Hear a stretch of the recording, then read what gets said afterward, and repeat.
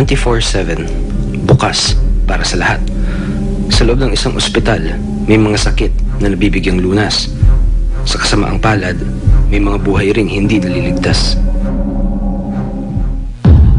Kahit pa may lunas ang sakit na ketong o leprosy, marami pa rin sa atin ang kinakatakutan o pinandidirihan ng sakit na ito. At nananatiling dito sa Tala Leprosarium ang pangunahing paggamutan ng mga may ketong dito sa Pilipinas. Pero hindi lang raw sakit ng pasyente ang kailangang katakutan dito. Dahil ang institusyong ito ay tila naging sanktuaryo na rin ng mga sumakabilang buhay. Sir, sa namang mata. Talas ng pandinig.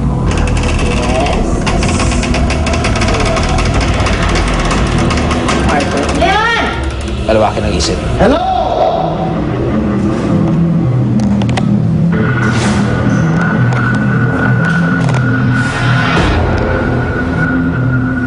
Dahil ang mundo ay nababalot ng misteryo.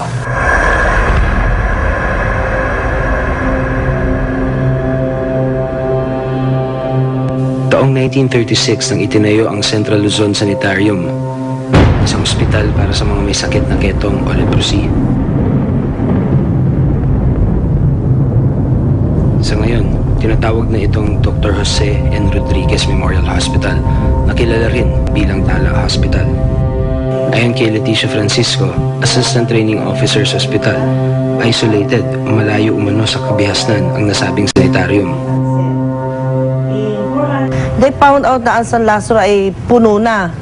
So, nag-scout sila, naghanap sila ng place. So, nakita nila itong lugar na ito na isolated before, bundok-bundok pa ito, kasi hindi pa ito develop. So, dito nilagay ang Central Luzon Sanitarium. Dahil sa layo nito, nagsilbi umanong morgue at lagakan ng mga namayapang pasyente at empleyado ang isang bahagi ng sanitarium. Sa kasalukuyan, training center na ito ng ospital.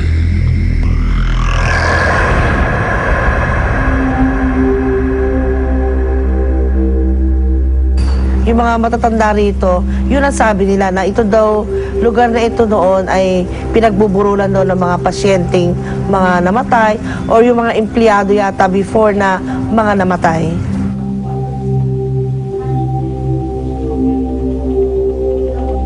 Isa si Malu Onyes sa mga empleyadong nag-oopisina sa nasabing training center ng Tala. Nagiging distracting kasi pag nagtatrabaho ka, yung walang pinipiling oras, may mga unusual na mga happenings, mga pakiramdam ko na parang may tao na wala naman, pero nag-iisa ako.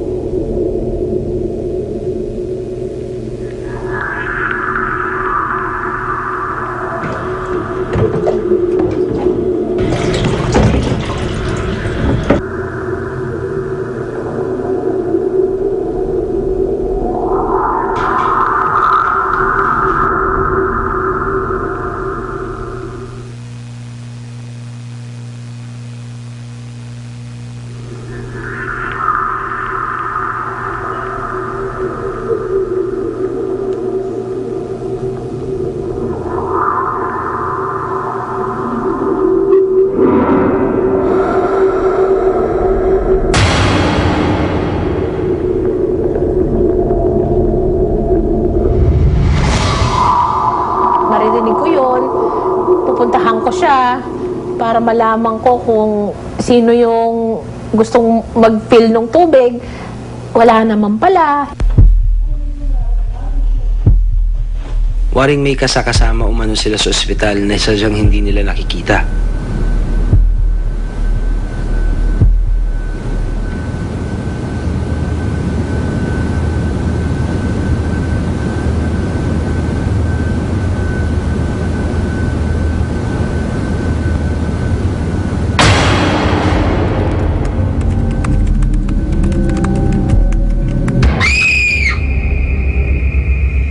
Maging ang retiradong janitress na si Virginia Tarona, marami na ring naranasang kababalaghan sa 26 na taon niyang paninindigan sa ospital.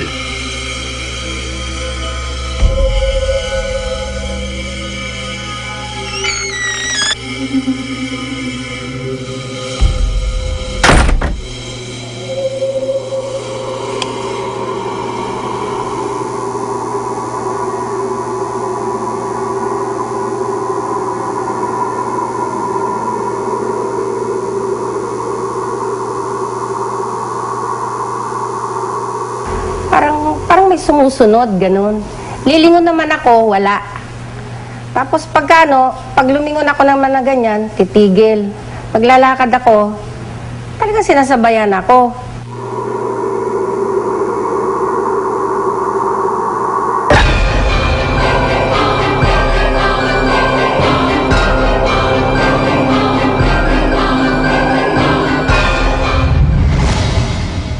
Madalas din umano niyang makita ang espiritu ng isang pamilya.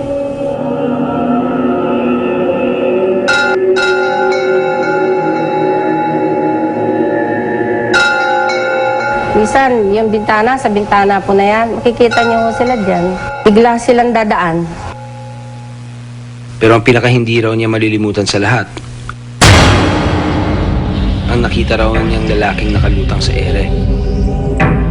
Parang nakaangat siya sa flooring ng mga siguro, mga ganyan naman. Para lumulutang siya, ganun. Noong minsan namang nagpaalam daw ang isang trainee sa administrative aide na si Ronilio Dion, nagparamdam umano ang espiritu ang nasa CR ng mga babae. Good evening, sir. Hello, sir. Pakala mo po sana ako kung nakuha ko eh. Sige, paalam po na ako. Okay po, dito na lang po siya palabas.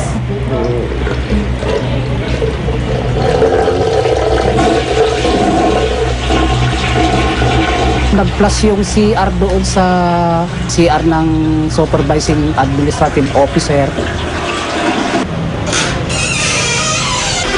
Ma'am?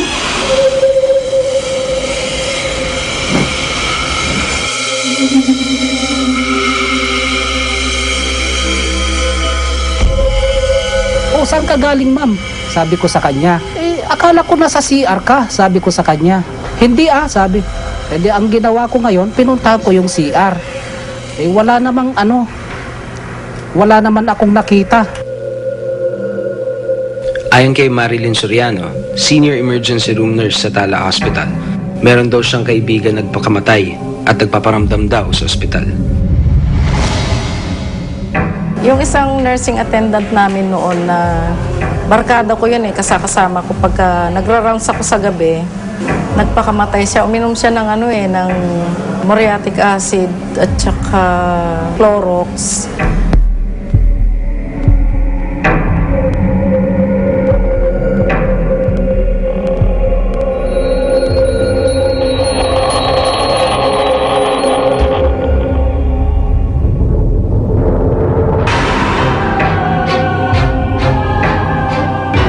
Tapos napansin ko doon sa may pintuan ng Ward 6 namin sa male ward.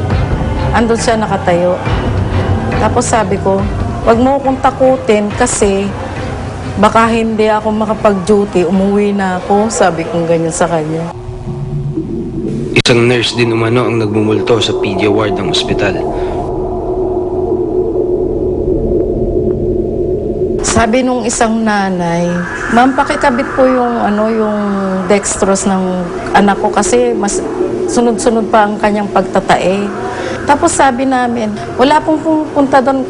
Katunayan nga po, magbibigay pa kami ng isang reseta para may kasunod. Ay hindi ma'am, may nagpunta doon. Sabi niya, nakaputing bestidang nurse.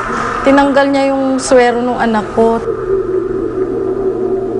Sabi naman ng bata, ma, nakita ko yung yung nurse na nagpunta dito. Sabi namin, hindi namin alam yun. Walang nagpupunta dyan dahil nanananghali kami, sabi namin.